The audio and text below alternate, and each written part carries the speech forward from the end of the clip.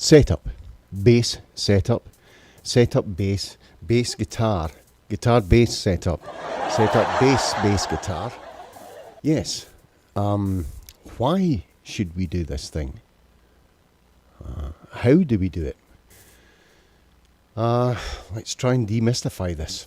What do you think? Let's go.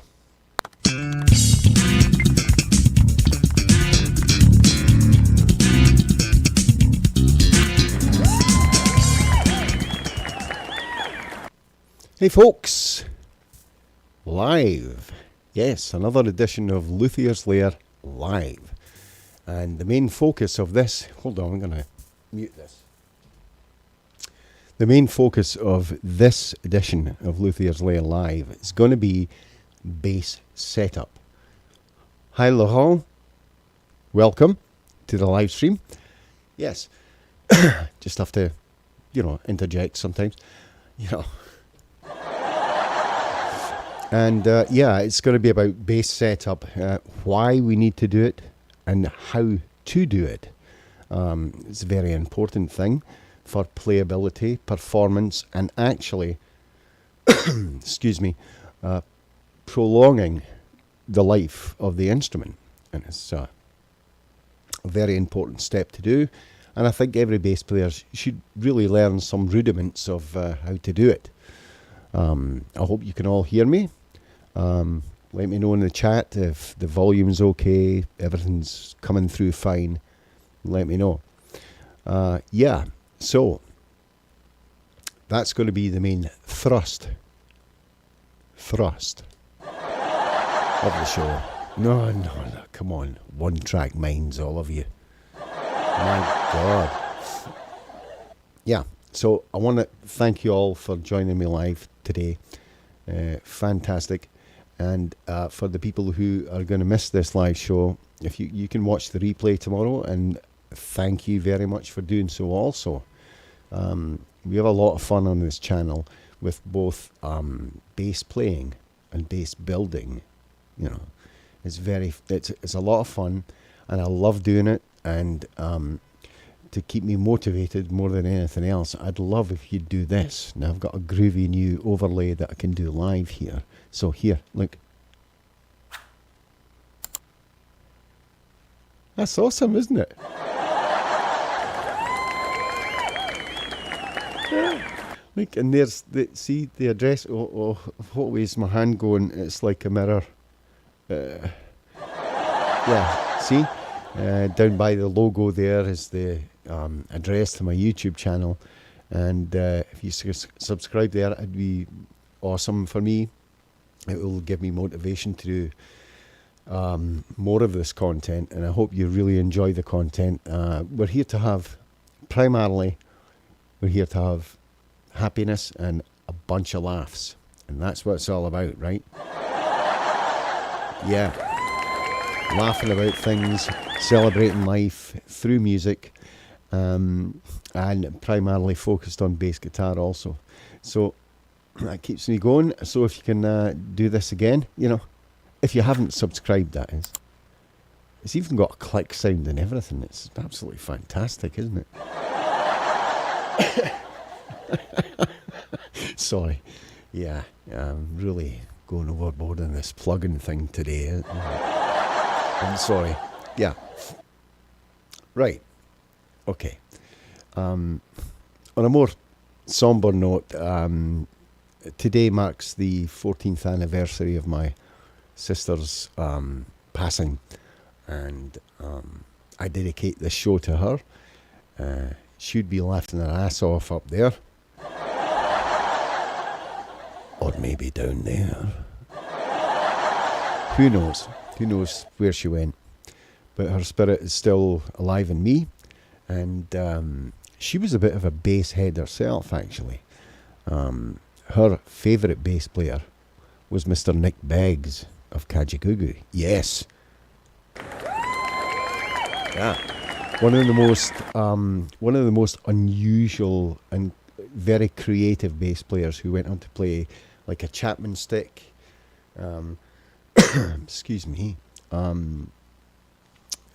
Double bass. He recently posted a video on Facebook playing double bass and stuff. I found that just fascinating. Cool. Thanks, Laurel, for the feedback there. Everything seems to be fine. Thank you. Yeah, so Nick, keep playing that bass, man. Keep playing it. Keep playing it. Yeah. Now, I want to start to allude to the main purpose of this is to set up your bass correctly. You know, sometimes, here's the problem, right? And you see this all the time. You will go to maybe a music store, music shop, you know, like, I'm not going to name stores or anything, but, you know, you'll pick up an instrument and you'll play it in the store. One thing is, it might not be the string gauge you're used to. Fine, that's okay. It may be that, you know, it seems to be, you've heard rave reviews about a certain bass model, and you pick it up and you're like, wow, I can't play this. This isn't like the cheapo bass I've got at home, you know, the really crap bass I've got at home, and I thought this was meant to be better, and it's very hard to play. Well, that's a setup problem. And unfortunately, you know, due to cost and, you know, overhead, these stores, although some of them have technicians on board in there, they don't take the time to actually set the bass up. I mean, you'll take it off the shelf and you'll play it, and then maybe if you decide to buy, they might do a setup for you, or they might not. But what they're doing is they're going to certain manufacturer's specifications to do that setup. Fine, you know, and the main thing about setting up an instrument, a fretted instrument of any sort, is there are guidelines. They are pure guidelines. But I think, let me tell you a bit about myself if you don't already know. I've been playing bass guitar for like 40 years now. You wouldn't tell with this smooth baby bum complexion now, would you? And I've been a luthier, a builder of stringed instruments, mainly bass guitar, for 20 years. And you learn a lot of things in that period of time. And the thing I've learned is to try and deliver an instrument that's properly set up. You know, now, most of my business is done through the internet and without people actually getting a hold of the bass. So it's even more important that I try to get this really in tune, pardon the pun, bang on, best setup I can do before delivering the instrument. It's very important, very important. Yeah, I hope the audio is all right with everyone. I hope you're having a good time out there. Just a quick mention, at some point I'm going to be revamping the audio and stuff I have in here. I have a 3-camera setup in here. I want to show you the tech that I use for the stream, and I did have some audio issues last week. I just want to show you if I can switch the camera here. There you go. Yeah, I have a Behringer Xenix X1222 USB mixing desk that it's 12 channel, and I put all the stuff into there, and it goes out to my Creative Labs Sound Blaster XFI in my computer. It all goes through there, and that's where I was getting digital noise last week, and I still have that. I might actually employ this guy here. Focusrite. This one's a Scarlett that I got as a sample, but I want to know what you guys think about these things. Is it, you know, can you actually get good latency out of these things? I tried this and the latency was terrible. I may be having to screw around with settings and stuff. I don't think well, you know, it might be an option, but anything would be better than what I'm doing right now, because it's, you know, it's kind of ruining the sound a little bit. Anyway, I'll put this away. Yeah, so setup time. That's the stream. That's what we do with the stream. And if anyone watches Scott Whitley, by the way, big shout out to Scott. Fantastic bass teacher. He has a live stream every Sunday, 11 a.m. Eastern, 4 p.m. GMT. And his sound is amazing. He really gets a good sound. So I'm going to be picking his brains a little bit to, you know, figure out what's going on, you know. I could do sound effects though. Like this. I can do sound effects. But that's all through the desk. You know, I can do all that through the desk. So, let's try and cut to the chase here, shall we?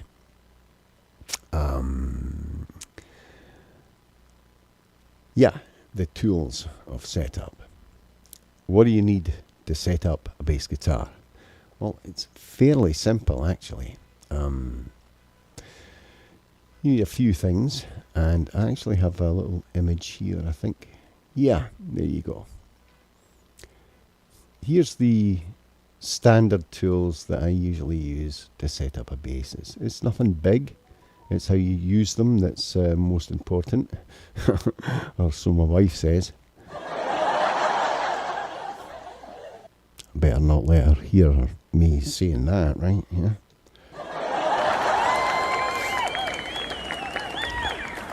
Anyway, at the top left here, we have these strips of metal. What are they? Well, they're called feeler gauges, and they come in various thicknesses. And what I'm going to do actually is I have them marked here, but they're in inches or thousandths of an inch, and I'm going to do some conversion for you. Don't worry, I have some notes here so I won't screw it up, you know.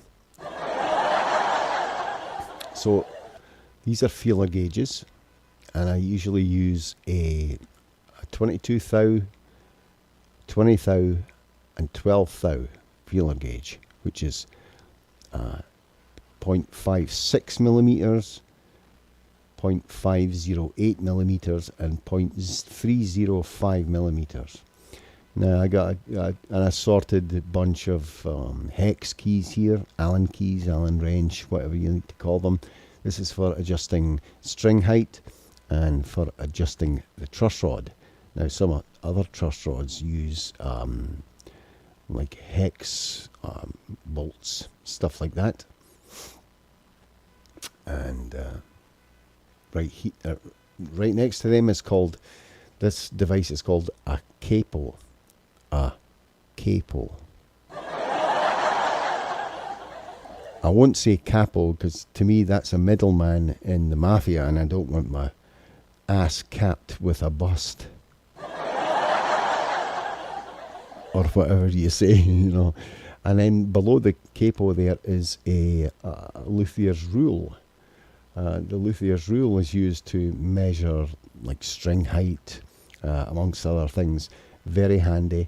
It comes all graded in little markers there that you can see in different units of measure, and we'll look at that later on. And below that is a little screwdriver, which is I usually use for intonation on the systems that I use. You can use other stuff though, you know. Oh, thanks. Guitars in 11. Thank you very much, my friend. Good to see you with us today. I hope you enjoy the show. And then, excuse me, to the left of that is just a little tool that I use to keep the bass guitar clean, especially if it's not my own. And you should treat your own bass as if it's not your own as well. Keep it clean. Don't get your grubby little mitts all over it and leave smears all over the place. That's awful, isn't it? Now, give me a clap for that. A golf clap? Really? Anyway. Those are the tools of the trade. And I'm going to show you how to use them in a minute. I'm going to have to take this bass guitar off in a minute. Is it still working? Wait a minute. I forgot to switch the lights on. I just wanted to make sure it was working, you know.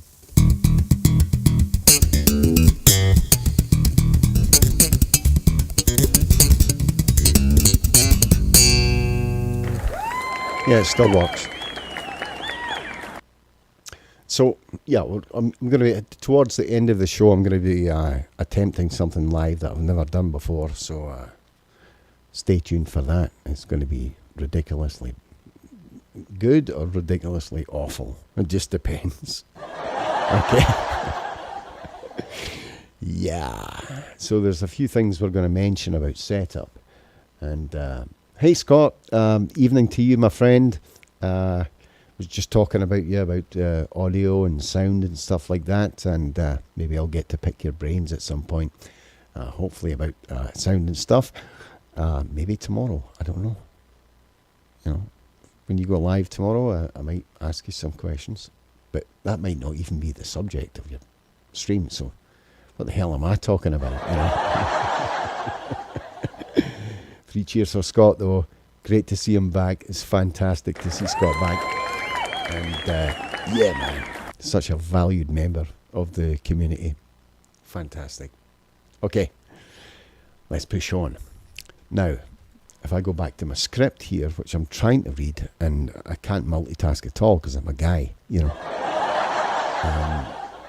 We went through the tools of the setup, and oh yeah. These, Scott just mentioned my glasses here, like Velma from Scooby-Doo, you know? Yeah, these are to cut out glare. And I noticed, Scott, you have glasses that do the same thing. Is it for the same thing? Because I get terrible headaches with normal glasses, staring at computer monitors all the time. So that's what that's for. Yeah, so I want to actually touch on something that happened to me. I must say, I was really spooked by this. Now, strange things happen to me all the time, all right? But this took the cake. I'm not joking. Took the cake. I don't know where you're from. There was no bakers nearby or anything. I just can't believe it. But it was really weird. It was so strange. And, you know, strange things happen to me all the time, you know. Strange things, strange guy, right? Yeah, very strange guy. Who'd want to do this, you know? But I do, and I enjoy it very much. But I want to share with you some footage that I captured. Now, I'm going to have to go into documentary mode right now. Okay? So, without much further ado, I'm going to launch the first segment that's going to be a regular feature of this podcast. Yes. Welcome to the first edition. But before I show you this footage, be warned, there is jump scares in this footage. If you are of a mild disposition, that's another word for, well, I won't say it, you know. If you caca your pants easily, maybe, please turn the volume down and look away from the screen, because today I present to you the very first edition of Luthier's Lair, Tales of the Really Weird.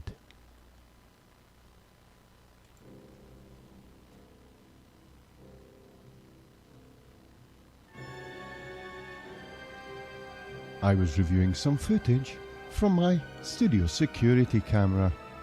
What I discovered chilled my very soul.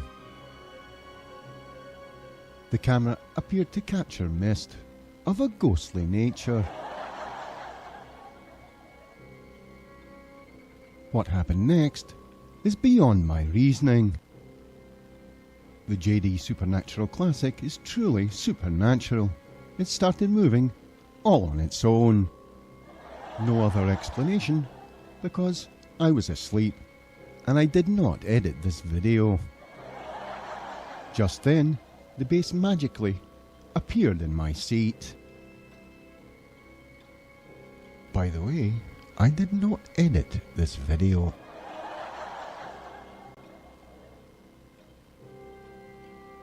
Then, as if posing for the camera, it started swiveling in it. I couldn't explain it. No external forces. I was asleep, and I did not edit this video.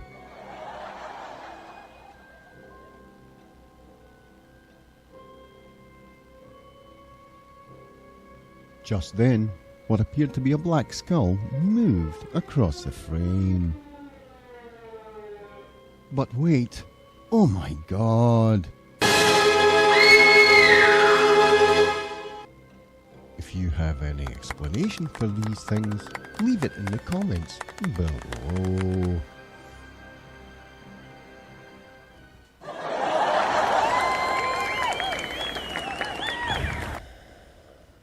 That really happened. But I don't know it really happened because I was asleep and I did not edit the video. Don't you just love those videos on YouTube that do that stuff? That's fantastic. Hope you enjoyed that little segment.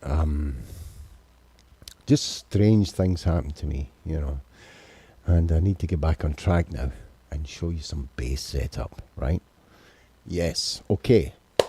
Let's get to the first. Let me have a look at the... Hi, Phil. How you doing, my friend? Great to see you here. Fantastic. Hope you're doing well. And I love your videos, by the way, on Facebook. Fantastic stuff. Great stuff.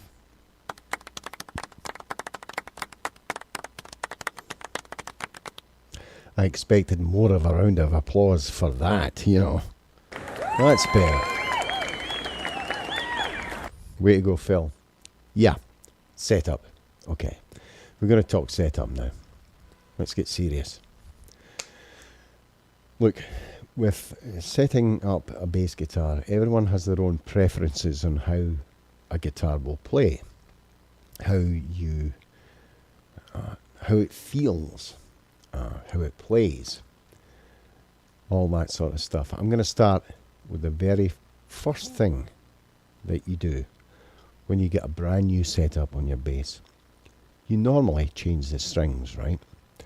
And let's stick with you always play the same gauge of strings because different gauges require different setups. The thickness of the string counts. But let's keep it simple right now. Let's say you play like I do, 30s to 90s, which people like, well, other bass players will call candy floss strings, basically. I don't know how the other guys do it, by the way, with the big thick strings. I can't even get my finger through the G, you know. Anyway, we'll start there. Let's get a neck I'm working on now and show you how to string a bass properly. Now, like I say, I wish I was doing this from a workshop, but my workshop has like a Faraday cage effect that when I put in extenders and boosters to the Wi-Fi in here. I'm doing this over Ethernet, so it should be okay. It's a bit stormy here today, and I hope the power doesn't go out because the power's a bit flaky in Florida. Believe it or not, you know, the pinnacle of civilization, you can't keep the power on. My God, you know. Anyway, and you know, I told that to my teddy bear the other day, and he got really upset, you know. That's just an overlay I was working on. It didn't really work, did it? Anyway, yeah, so I'm going to show you this. Hold on. Okay, here's a neck I'm building for P bass. my active P basses are becoming a bit popular. Now, for some reason, I don't know why, to me it's, like I said to Scott Whitley last week, it was kind of sacrilege that a P bass should be active, but there you go. Hey, I don't have a problem with it. When you string a bass, right, and this is just for headed basses, not for headless basses, there's kind of a rule of thumb they use for windings when you put the string in. So you string the instrument up, you've got this really long, depends on the scale length, and I'll talk about that in a little bit. But let's say, I'm going to say 34-inch scale, then I will explain that later. You got a 34-inch scale bass, the E string comes way up here when it's brand new. So what you're going to do, you're going to stick it in the hole, comes out of the hole, like Jaws, like Robert Shaw said. And you're going to wrap all that round and try and tension the machine head? No, you're not. Here's a rule of thumb for you. Okay, you take the string, you mark it there, you hold it, and you go 1, 2, and just before the 3 count, you cut it there. You know what it's going to do? It's going to give you 3 windings on here. And when you do wind the string into place, you make sure that there's a wrap at the top, and then it goes down the way. Because what that's going to do, if you see there, that's going to give neck relief, not relief, and break angle on the string, so it goes down into the tuning head and not way up here. If you do that, you're going to get rattle, and the note won't sound pure. So remember that rule of thumb: 1, 2, cut. And with the G, you're just going to have to imagine the space. But it's doable. It's totally doable. And that's the way you should wrap your strings on this particular thing. I'm going to put this away now.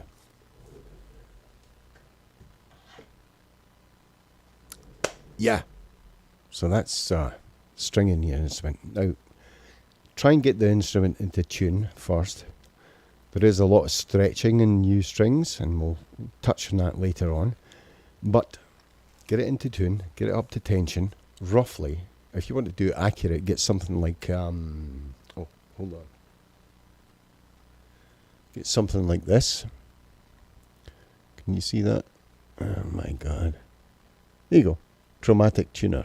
This is a Boss model, but you can get other models. And I do have a dedicated tuner in my shop that allows me to do these setups. I've got perfect pitch. I really do, Not relative perfect pitch, but perfect pitch. Sing me a note, I'll tell you what it is. I will.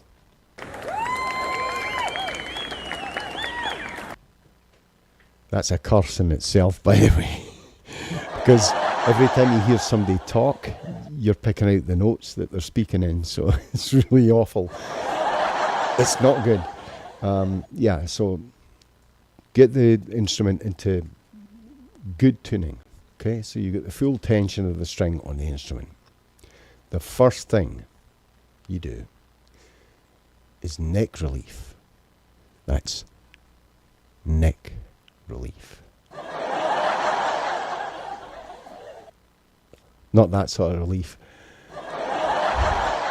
Unfortunately, But yeah, so I'm going to show you a little image of neck relief, if I can pull this up without screwing everything up.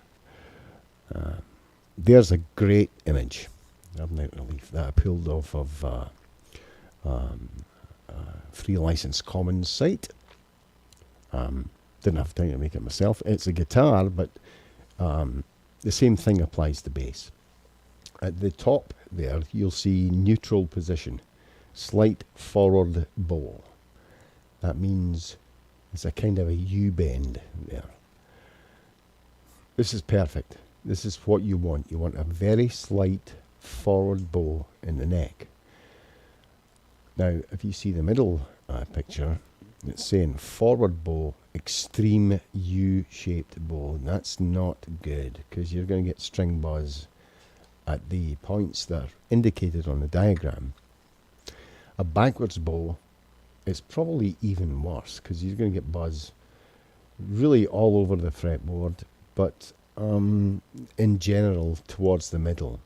So what you're aiming for really is the top picture. How do you do that? Well, you adjust the truss rod, and I'll show you how.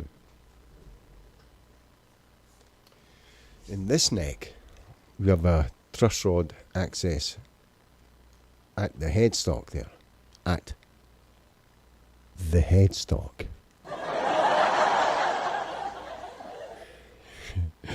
Yeah. And you know, you'll get your, let's see, Allen wrench, and you'll adjust it. Now, how do you know how to adjust it? Well, there's a good way to start off. Even with the guitar intact, you can sight the neck. So you look down. Look down both sides of the neck, and if you can see, this is with the neck attached, of course. If you can see maybe an up bow or a really strong, a back bow or a really strong forward bow, you're going to have to adjust the truss rod. And I'm going to show you a neat little trick to show you using feeler gauges and the capo, not capo, because capo, like I said, is a middleman in the mafia. And I don't want a cap in my ass.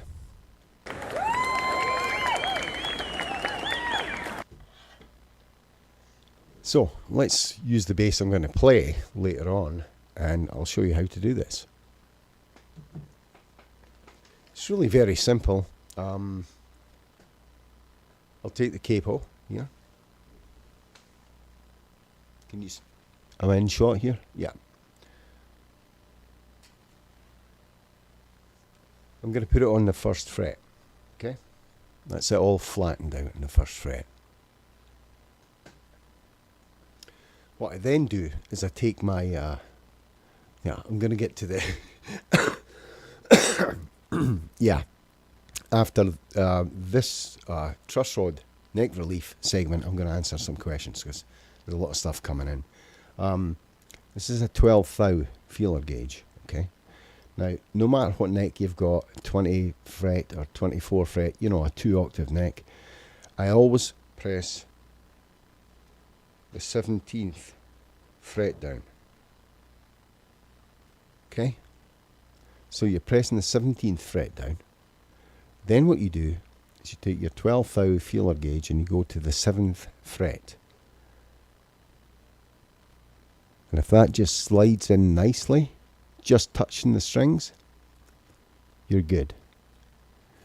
Okay? If it falls through, okay, if the feeler gauge falls through, then you've got too much of a back bow in your neck. What does that mean? That means you have to tighten the truss rod. You take your hex key, and in this particular bass, it's mine and I designed it, and it's so ace that you can just, you know, slot the truss rod in. The Allen wrench in there and adjust it. You just plop it in, and the truss rod needs tightened, so it's righty tighty, okay, lefty loosey. That's the same with most dual action truss rods that are on the market nowadays. That's the way it works. So when I tighten the truss rod, it's going to pull the neck back slightly if that feeler gauge was falling through, and it's going to bring the neck into alignment.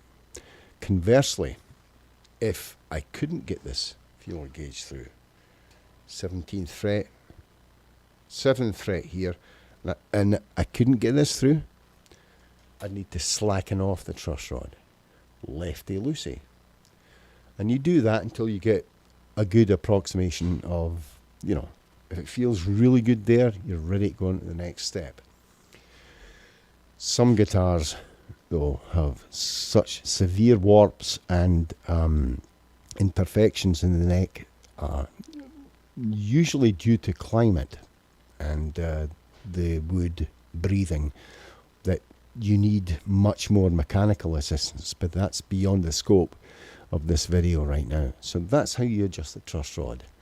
And I'm going to follow on to the next part, which is nut relief, in a minute.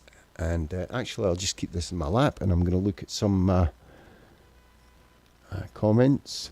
Spooky or what? Hilarious. Thanks. My mother's watching. Oh no. Oh no. Hello. Yeah, I brushed my teeth and I washed my face and I've got a new t-shirt on and clothes and stuff and I'm all clean. Thanks, Urmar. Thanks very much for joining. Yeah. Laurent says, what if it's buzzing on frets 1 and 2? Yeah, I'm going to get to that. I will get to that. Awesome. Paul Busby says, lol. Well, lol to you too, Paul. Drill. Thanks very much. What else we got here? Yeah. Thanks very much for joining, by the way, everyone. Okay, let's get on to step 2. Step 2, nut relief. It's not what you think, but nut relief. I knew you'd like that. Yeah, what is nut relief? Well, if you have buzzing on fret 1 and 2, it means the nut, I'm sorry, it needs to be replaced, basically. What I do is, nut relief can be measured. Oh, by the way, with the truss rod adjustment, you don't need a feeler gauge per se. You can use something that's approximately 1/12 of an inch. You know, 1/12, of course, like I said, is 0.305 millimeters. Sorry, you know, I do live in America and they don't like to adopt the metric system. It reminds me of an Eddie Izzard sketch. You know, what you talking about, these silly leaders and mental leaders and stuff. But that's the way it is. I mean, they're units of measure. They're no better or no worse than anything else, and you just use what you've got. Right, nut relief. Okay. I have a 22 thou feeler gauge here. 22 thou. It's thin, okay? Without anything on the base, so I'm going to take the capo off here. Without anything on the base, you should be able to take this 22 thou feeler gauge. Can you see that? Yeah. And just go down there, and it should just stay in there. It should be very easy to put in, but that's almost fallen out, and that's what it should be. Why is that? Well, the nut contains slots that the strings go through, okay? Now, if the feeler gauge couldn't get in there, that means the nut slots are too deep. And that's a problem. That's a big problem. Now, if you have a decent guitar, the nut of any bass guitar that I've ever come across, and any guitar for that matter, is loosely in there. There's a couple of spots of crazy glue, cyano, in there. And you can tap the nut out very easily without ruining the wood. You need to replace it. You need to get a new nut and file it down. File the slot down until you get that measurement there. I'll just use this feeler gauge here, just for demonstration, so that just goes in nice and smooth. You know.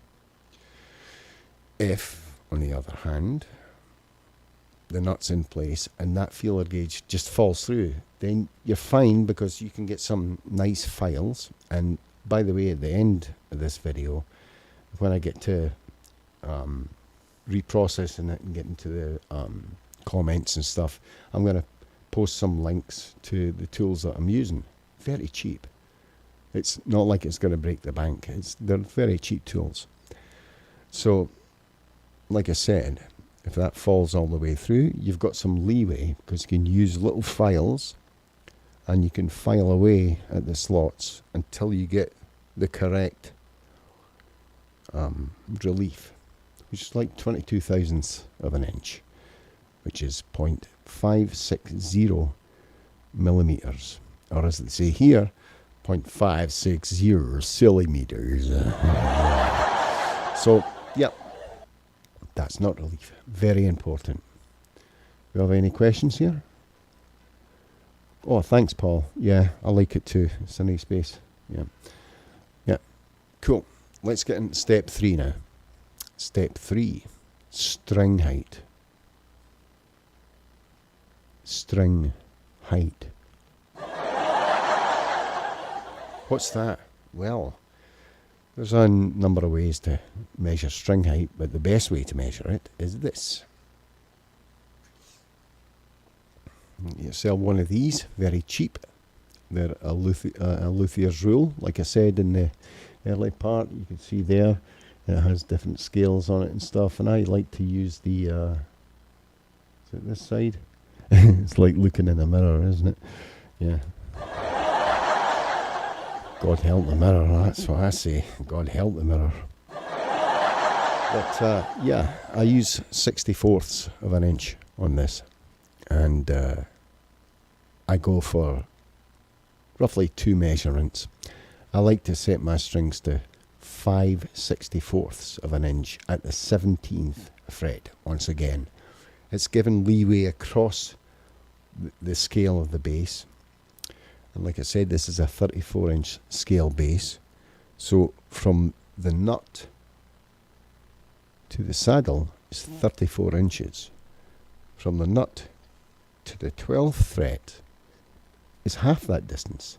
From the 12th fret to the saddle, half again. 17, 17, 34. Shorter scale basses follow the same rules. Of course, on a short scale bass, the frets are much closer together because then you wouldn't get the notes properly if they weren't that way. So, back to string height. I like to set my strings to 5/64ths of an inch, and you can actually use like a penny to do this at the 12th fret. And you know, if the penny just slides under the 12th fret, you're good for each string though, so it's kind of hard. Get yourself one of these, they're very inexpensive. You go to the 17th fret, okay? And you just place it like that. And I'm going to show you a little clip. Actually, it's probably better if I show you the clip. It's on the same bass when I actually built it, so the clip's a couple of years old, but I'll show you the clip actually. That's probably the best thing, and I'll narrate across it so that you can see. So what I'm doing here is I'm getting the bass, and like I said, I'm actually showing right here, I'm showing the neck relief with the 12th thou and the capo on there. Just making sure that everything's okay at the 7th there. It's a good setup, and we're going to get onto string height at the moment. You measure string height from the 17th fret to the bottom of the string. Remember, the strings are different thicknesses, but you measure it to the bottom. And when you do that, what happens is you want to get to 5/64ths there. Remember, just guidelines. You can tweak this afterwards, but get the string to 5/64ths of an inch above the 17th fret. And you'll see me doing that right now, hopefully. It's not too long. Yeah.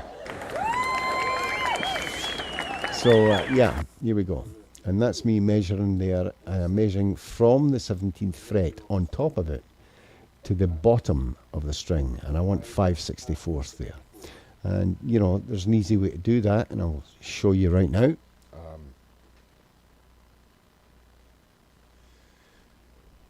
You get the Allen wrench here for the saddles. And the saddles go up and down, of course, on any bass, really, or any, you know, instrument, stringed instrument. The old P basses had like 2 saddles instead of 4, which is really crazy. But anyway, you'll get your scale there. You'll measure. If it's a bit too high, then you use your Allen wrench and you lower the saddle. And do it for every string, and make sure every string is the same height. Why? Some manufacturers say that you should leave the thicker strings higher. I don't agree with that at all. Look, every fretboard that you have has a radius of curvature. They're not flat, they are actually radiused. Okay, you need to keep the string, okay, at the same height above the fretboard. That means that when you get them all the same height, it's going to follow the radius of curvature of the fretboard. That's string height. That's string height. It's very important. Some people like 5/64 is quite a low action. It's called action. It's low, but it feels much easier and better to play. Why would you like a 9/64 action when it's hard to press down the strings? That's crazy, right? Crazy. Well, some people like it. Some people don't. That's what I'm saying. This is just guidelines. But if you want to, zone your bass in, get this done, and then make the tweaks, And you can go back and forward. Sometimes when you find you adjust the string height, that now the frets start buzzing, and you might have to adjust the truss rod again. Just depends. Try and keep the bass to tension as well, in tune, while you're doing this. Next, I'm going to have a look at the chat here. I hope that answered the fret buzz on 1 and 2 there. Thanks. And yeah, everyone seems to be having fun. Lots of emojis and stuff in chats. I've never seen that before. Yeah. You learn something new every day, don't you? Yeah, wow, time's wearing on. Yeah, so let me go through intonation now. Intonation is kind of a mysterious thing. And I'm going to show you Wikipedia's page on intonation, which is really a good description of it, especially for fretted instruments. It goes on to say several factors affect fretted instrument intonation, including depth of the string slots in the nut, we've covered, bridge saddle position, which we're going to cover, the position of the frets themselves, bending stiffness of the string, which is the gauge of the string, and the technique of the musician. And it goes on to say that, when you push a string down, if you're not in good intonation, which means the length of the string, you might get a sharp sound, you might get a flat sound.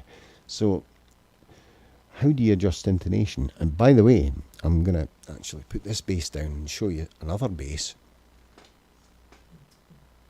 that I made, because it goes on to mention about floating bridges. What's a floating bridge? Well, I'll show you a floating bridge.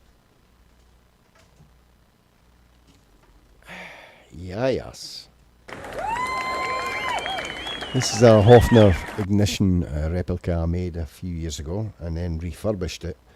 This bridge is held down by the tension of the strings. The string tension is holding this bridge down.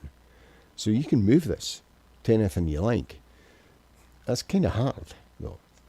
But that's the Hofner Ignition that I built. It's awesome. Really? A golf clap?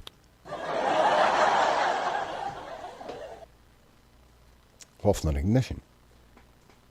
On a more modern bass, of course, we have the saddles here. And the way to adjust intonation is you should use a tuner for this as well, and you can pluck the open string there, and at the 12th fret it should be exactly the same note but 1 octave higher.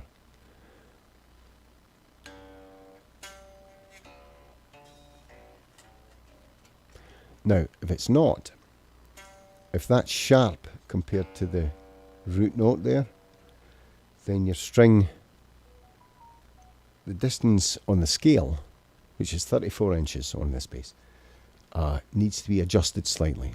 If it's sharp, the string needs to be lengthened a little bit to flatten the note out. And this is a 2-octave neck, so that's kind of tough to do. How do you do that? Okay. With this bass, it's a screwdriver. A screwdriver, boss driver. Maybe someday I'll remember that.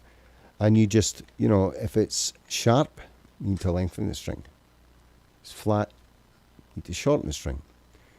And you do that by adjusting back and forward. Most modern basses, when you screwdrive that way, it will pull the saddle back. The other way, it will push the saddle forward. And depending on whether it's sharp or flat, using your tuner, you'll be able to adjust the intonation so that the notes are consistent along the whole length of the fretboard. That's intonation. I don't have much time left. This is really flying by. I wish I'd get more into this, but anyway, I might do later. I might actually do that later, because that's very important, especially if you like to solo up here and stuff and do that sort of stuff. I should actually put the bass on and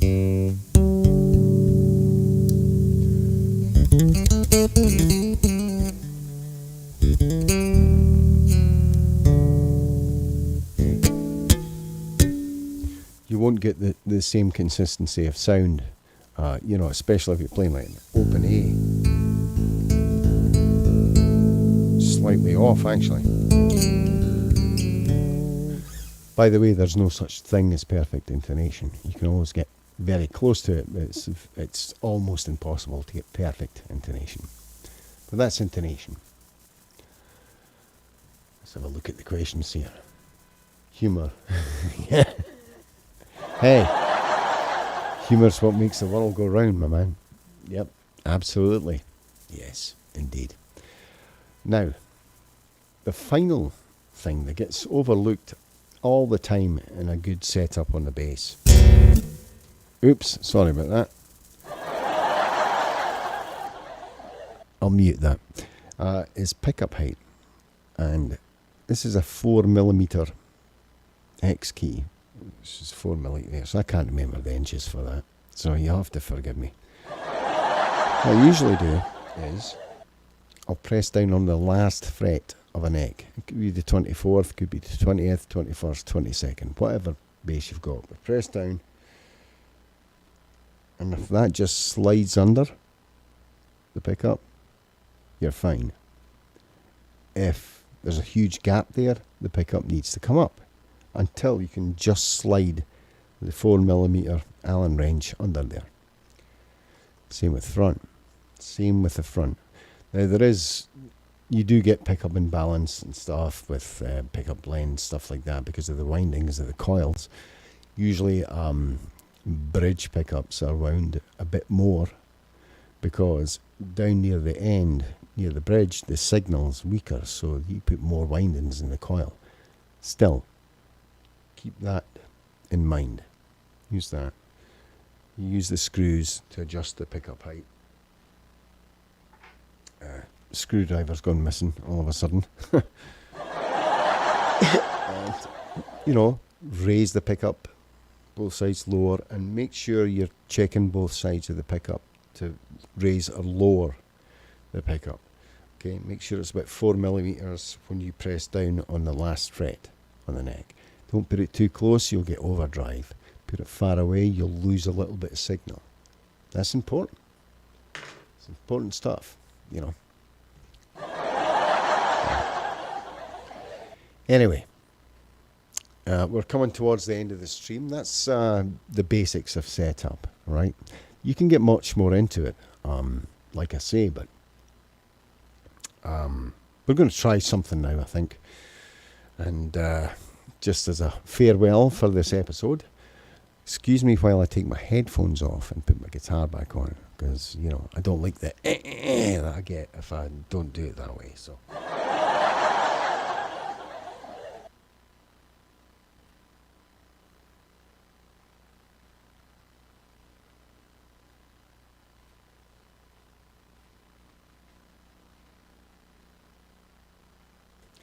Like the head, by the way, I just got it polished today.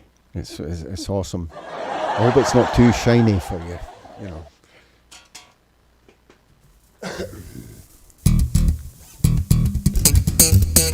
See what I mean? I hate that.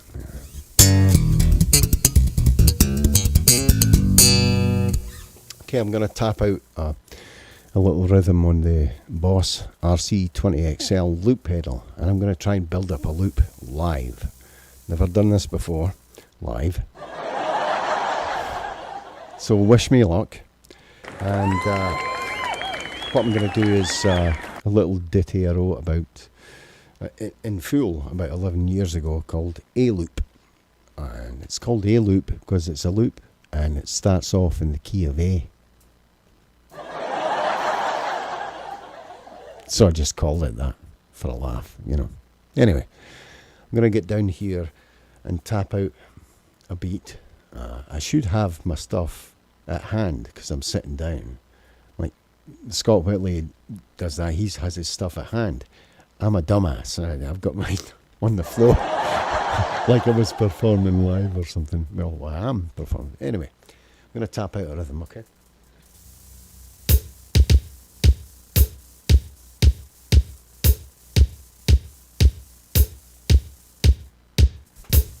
Let's see what sort of speed that's at.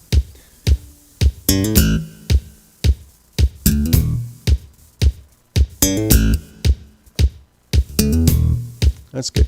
Okay, let's go.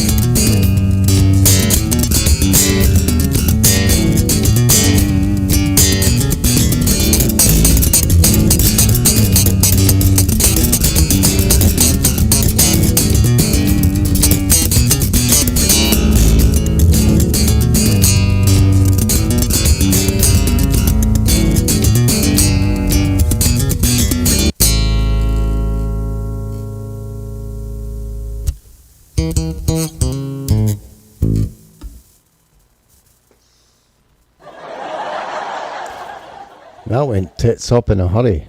Anyway, guys, it's about time for me to go now. I want you to know that I'm happy you joined me. Hey Mark, how's it going? Mr. Elmer Fudd there in the chat, one of my oldest friends, my bestie. Love that guy, love him to bits. It did go tits up, but that's okay. That's the first time I performed that live ever. And it could use some adjustments there. But anyway, everyone, thank you very much again for joining me.